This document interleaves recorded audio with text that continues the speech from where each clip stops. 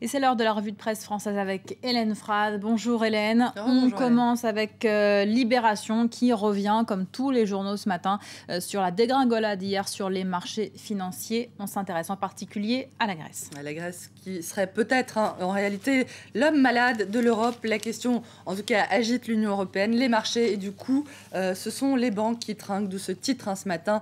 À la une, les banques malades de la Grèce et surtout les banques françaises qui sont les premières victimes des scénarios catastrophes échafaudés par les marchés. Libé écrit ce matin: il est bientôt minuit en Europe et les pyromanes s'en donnent à cœur joie. À Berlin, à Francfort, à Paris ou à Amsterdam, des responsables politiques de premier plan se déchirent publiquement sur les mesures à prendre pour sauver l'euro. L'Europe qui a surtout besoin en réalité aujourd'hui d'une affirmation claire, d'une vision politique de l'euro qui pourrait ramener enfin un peu de calme et de raison. Et on va voir maintenant comment les banquiers vivent cette période de tourmente. C'est à voir également dans Libération. On s'intéresse en particulier à la Société Générale qui a été effectivement malmenée sur les marchés ces derniers jours. La direction de la Société Générale a beau tenter de rassurer ses employés, rien n'y fait. À la Société Générale, l'exaspération gagnerait chaque jour un peu davantage de terrain, un peu plus de terrain. Un plan de réduction des effectifs a déjà été annoncé. Les salariés craignent aussi que leur entreprise finisse par être victime d'une OPA à cause de la faible valeur de l'action. L'un d'eux raconte: quand toutes les banques vont mal, on a l'impression que la Société Générale va plus mal encore.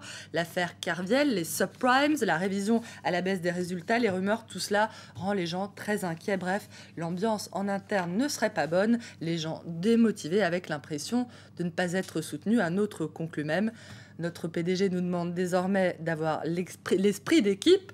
Mais on ne l'a pas attendu pour être soudé. C'est même cette solidarité qui fait qu'on s'en est sorti après l'affaire Kerviel. Ambiance Pas très gai en ce moment à la Société Générale. Et la solidarité, ou plutôt du civisme, c'est l'appel lancé par La Croix ce matin. La Croix qui parle d'un civisme bancaire nécessaire qui vaudrait pour les gouvernements, les institutions internationales, les banques, mais aussi au bout de la chaîne par leurs clients, pour leurs clients, car l'un des plus gros dangers auxquels nous sommes exposés aujourd'hui, écrit La Croix, ce serait celui d'une panique bancaire, les clients d'une banque ou de plusieurs banques se précipitant au guichet pour retirer leurs fonds, car tout le financement de l'économie se trouverait alors menacé de blocage.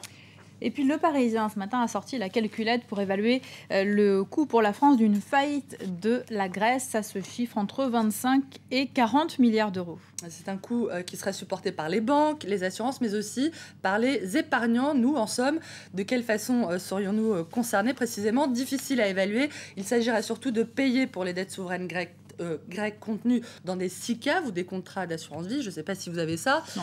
Rien de trop grave a priori, surtout si l'on en croit le ministre des Finances français, François Baroin, et le gouverneur de la Banque de France, Christian Noyer, qui a dit hier que quel que soit le scénario grec et quelles que soient les provisions à passer, les banques françaises ont les moyens d'y faire face. Elles n'ont ni souci de liquidité, ni problème de solvabilité. Les épargnants qui se demandent comment leurs finances personnelles vont être impactées par cette crise, au Royaume-Uni, on a pris des mesures pour éviter que l'épargne des Britanniques soit touchée. C'est un projet qui nous est détaillé par Le Monde, qui repose sur l'idée qu'il faut sanctuariser les activités de dépôt dans les grands établissements bancaires. Bref, de quoi s'agit-il? En cas de faillite, les autorités ne devront sauver que la banque commerciale et non l'ensemble, et non plus l'ensemble de l'établissement.